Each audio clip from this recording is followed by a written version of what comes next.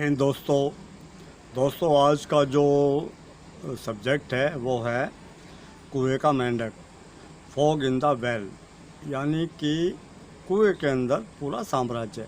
इससे क्या है कि हमारा जो गारमेंट क्लीनिंग क्या है इसके बारे में समझते हैं कि बात कपड़े की नहीं करेंगे, बात करेंगे सिर्फ इसका जो मुख्य बिंदु है उसके ऊपर। तो उसमें हमारे कुछ भाई कहते हैं अंधों का राजा काना।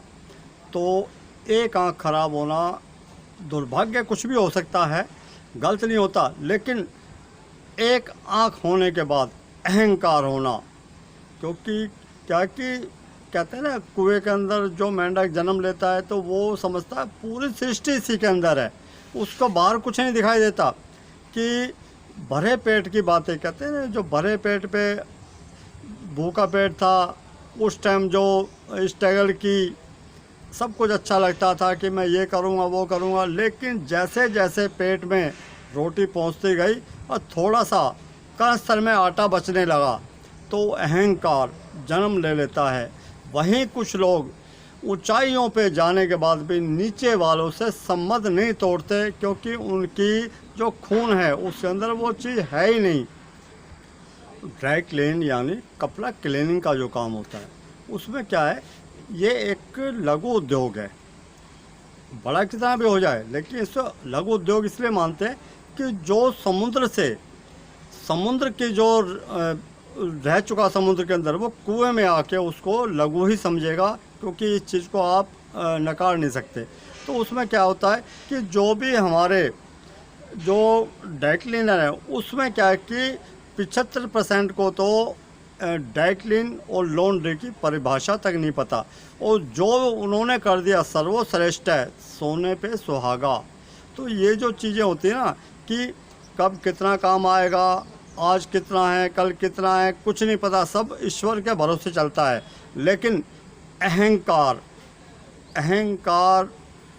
अच्छा धूप बत्ती जलाते होंगे दिखाने के लिए, क्योंकि ऊपर वाला सब जानता है कि इसके दिल में क्या है, उसी से सारी ये चीज़। कहते हैं कि परिणाम आपकी सोच के अनुरूप नहीं होता, वो तो केवल आपकी मेहनत और आपके जो संस्कार हैं उसके अनुरूप होता है। तो कहने का मतलब ये है कि हम कितना भी चाहें ऊपर का दिखावा कर लें, लेकिन क्या है कि जो चीज़ सत्य है सत्य को जुटला नहीं सकते। कि जो भी हमने काम कर दिया, जैसे मान लो कोई कस्टमर काम लेके आया तो उसको जो टाइम दिया, जो पैसे बताए उन्हें पैसे भी दे दिए, जो टाइम दिया उस टाइम पे उसको गारमेंट मिल गए तो बात ख़त्म हो जाती है। लेकिन इंडस्ट्री में ऐसा नहीं होता, वहाँ जो भी हम काम करते हैं उसके ऊपर एक श्रृंखला होती है, बहुत बड़ी एक लाइन होती है। ये नहीं कि हमने कर दिया और वो सब बिल्कुल सही है, कि बिना लैब टेस्ट के कोई भी गारमेंट पास नहीं होता कि हमने कौन सा केमिकल यूज़ किया है। करना तो है, और करना क्या है कि वहाँ पे एक टारगेट दिया जाता है प्रतिदिन का कि हमें 5,000, 7,000, 10,000, 15,000 पीस पैक करना है, वो भी युद्ध स्तर पे। क्योंकि वहाँ क्या है कि किसी तरह की कोई भी इस टाइप की कोई रियायत नहीं होती, इस टाइप का कोई बहाना नहीं होता कि नहीं हुआ। मतलब होना है कि एक जो एक्सपोर्ट के अंदर, गारमेंट इंडस्ट्री के अंदर जब भी कोई एक आता है, एक तो शिक्षा ग्रहण करनी है कि उसने BA MA जो भी की है, उसके बाद में उसको 5-5, 7-7 साल टेक्सटाइल इंडस्ट्री में यानी उसका कोर्स करना पड़ता है। उसको पास करने के बाद में फिर इंटरव्यू देके कि वहाँ पे आना है, उसमें बाइंग हाउस में जाना है या एक्सपोर्ट हाउस में जाना है, और उसके बाद कि वो वहाँ भी मनमानी नहीं चलती, क्योंकि एक के पीछे एक ब्रेकर होता है कि वहाँ पे आप किसी तरह की मनमानी नहीं कर सकते। जो सत्य है वो ही सत्य है, और सत्य के सिवा और कुछ नहीं है। तो कहने का मतलब ये है कि जो ड्राई क्लीन का जो काम है, एक हमारी जो गृहिणी होती है, समझदार गृहिणी है, उस काम को वो कर सकती है। और आजकल तो सोशल मीडिया का जो ज़माना है उसमें तो सब चीज़ आसान हो गई है। तो क्या कि ये जो चीज़, लेकिन इंडस्ट्री का जो काम होता है और वो बहुत, उसमें दिक्कत क्या आती है कि कुछ लोगों को कि जैसे ड्राई क्लीनिंग काम है, ड्राई क्लीनिंग काम में जैसे मान लो काम कम आया तो काम कम आया, उसमें ज़्यादातर तो नॉर्मल काम होता है, कपड़े धुलाई करना, सिर्फ धुलाई करना। करवाते कौन है? जिनके पास टाइम नहीं होता वो करवाते हैं। या कोई 19-20 कोई प्रॉब्लम आ गई तो प्रॉब्लम कम होती है तो केमिकल भी कम होते हैं, और केमिकल कम होंगे उनको जो ज़्यादा केमिकल हैं वो व्यर्थ दिखाई देते हैं कि ये क्या है। वही आता है कुएं के मेंढक को समुद्र का ज्ञान नहीं होता कि समुद्र कितना बड़ा है। कि जो इंडस्ट्री के अंदर जो काम होता है, बिग क्वांटिटी में गारमेंट्स होते हैं, बिग क्वांटिटी में प्रॉब्लम होती है, बिग क्वांटिटी में उसके सलूशन होते हैं। तो सलूशन, और अभी तक जो मैंने जो नॉर्मल हल्का फुल्का डाइक्लिन और उसका इंडस्ट्री का मिला के हल्का फुल्का जो बताया था, क्योंकि इंडस्ट्री का बताने से कोई फ़ायदा इसलिए नहीं है क्योंकि आपकी प्रॉब्लम इतनी बड़ी नहीं है। कोई भी चीज़ इतनी मुश्किल नहीं है कि वो ना हो सके, सब कुछ संभव है। और कहते हैं डंके की चोट पे, और उसमें अहंकार, अहंकार कब आता है? कि जब इंसान को 2 रोटी पेट भर मिलने लगती हैं, थोड़ा बैंक बैलेंस हो जाता है, कंस्तर में आटा दाल चावल हो जाते हैं, तो उसे अहंकार हो जाता है कि हाँ मेरे से बड़ा कोई नहीं है।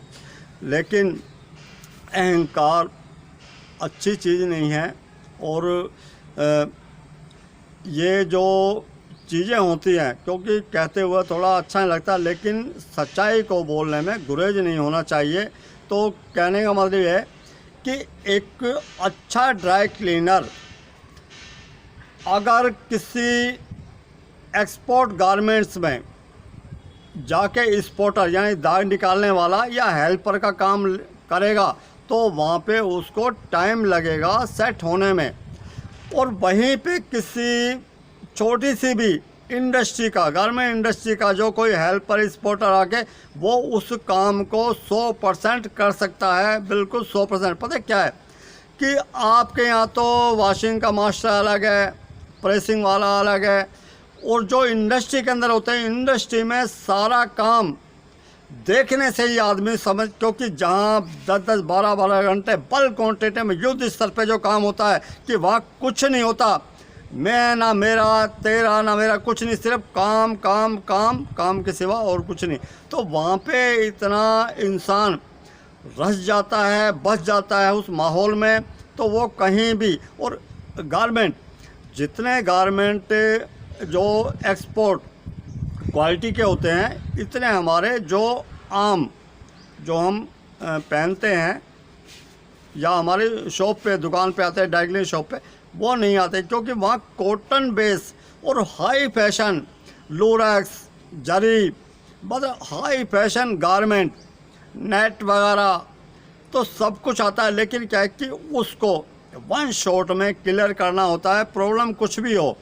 और प्रॉब्लम नाम की चीज़ वहाँ कुछ होती नहीं है, और होती भी है तो जब हमारा गारमेंट पैक हो जाता है, पैक होने के बाद में जब उसकी इंस्पेक्शन होती है, वो बॉक्स नंबर पैकिंग लिस्ट दे दी जाएगी, वो कहेंगे बॉक्स नंबर ये लेकर आओ, वो निकालेंगे। निकालने के बाद उसमें उसको ऑप्टिकल चेक करेंगे पहले, उसके बाद अगर उनको शक हुआ तो उसको वो लैब में भेजेंगे। अगर उसके अंदर किसी तरह का भी, गारमेंट्स में किसी तरह का भी कोई कुछ भी चीज़ निकलेगी, ABC कुछ भी, तो वो सारी शिपमेंट बिल्कुल कूड़ा है, यानी वो बिल्कुल बेकार है।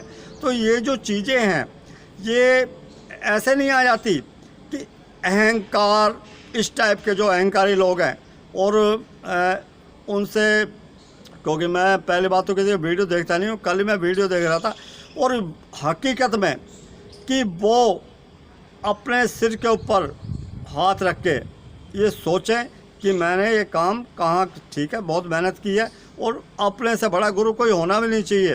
बाकी क्या कि कहीं ना कहीं से हम लेस मात्र भी कोई चीज़ सीखते हैं तो उनका सम्मान होना चाहिए, क्योंकि क्या कि एक आजकल क्या रह गया, मैं और मेरा, धन नोट बिजनेस, बस। बाकी तो कौन, खामोखा वहाँ माँ बढ़ाना भैया, और सबसे बड़ा कहते हैं बाप बढ़ाना भैया, सबसे बड़ा रुपया, जो इस टाइप के लोग होते हैं, मीठी मीठी बातें करते हैं। खरी बात कड़वी लगती है और ठीक होने के लिए कड़वी दवाई पीनी भी ज़रूरी है। तो दोस्तों आस्ता आस्ता गारमेंट्स जो इंडस्ट्री है उसके जो फार्मूले हैं उसको आस्ता आस्ता धीरे धीरे इसमें ऐड करेंगे, क्योंकि अभी तक तो डाइक्लिन और थोड़ा बहुत चल रहा था। उसमें क्या है कि ज़रूर नहीं होता हाई फाई केमिकल। एक गारमेंट्स को, कपड़े को पहचानने की एक आदत बनाओ कि आदत जब हो जाएगी कि वेट कैटेगरी ज़्यादा नहीं होती लेकिन हल्का सा कि कहीं क्या है कि उसी गारमेंट्स को हम हाइपो ब्लीच कर रहे हैं, क्लोरीन कर रहे हैं, वो ख़राब नहीं हो रहा, और उसी के साथ बिल्कुल वैसा दिखने वाला, छूने से दिखने से, और वो ख़राब हो जाता है उसका कलर। वो क्या होता है कि ये जो चीज़ें बारीकियाँ हैं यही आप तक पहुंचानी है। और बाकी उसमें हमारे एक भाई का क्वेश्चन आया था कि एक वीडियो बनाई थी जिसमें कि एक वाइट कॉटन के वाइट गारमेंट के ऊपर ब्लैक डॉट पेंट था, तो उस पर जो रेड कलर लगा हुआ था, रेड कलर, ब्लू कलर, उसमें येलो कलर, तो उसको हमने हाइपो से निकाला था। तो उनका क्वेश्चन था कि इसमें जो ब्लैक डॉट है वो ख़राब क्यों नहीं हुआ, क्योंकि जब भी किसी ब्लैक गारमेंट को, कलर को हम किसी क्लोरीन में डालेंगे तो रेडिश पे चला जाता है, ब्राउन पे चला जाता है। तो क्या है कि ये जो चीज़ें होती हैं जो कहते हैं ना, जो प्रिंटिंग का, कि जो प्रिंटिंग हमने की है एक साइड में वो डार्क है, एक साइड में लाइट है, तो वो बिल्कुल क्लोरीन से ख़राब नहीं होगी बिल्कुल। इस टाइप की चीज़, क्योंकि बताने के लिए क्या है कि ये विषय बहुत बड़ा है। तो दोस्तों वीडियो काफ़ी बड़ी हो गई है, तो दोस्तों बिल्कुल बने रहे, जुड़े रहे। मिलते हैं दोस्तों फिर ब्रेक के बाद। जय हिंद, जय भारत।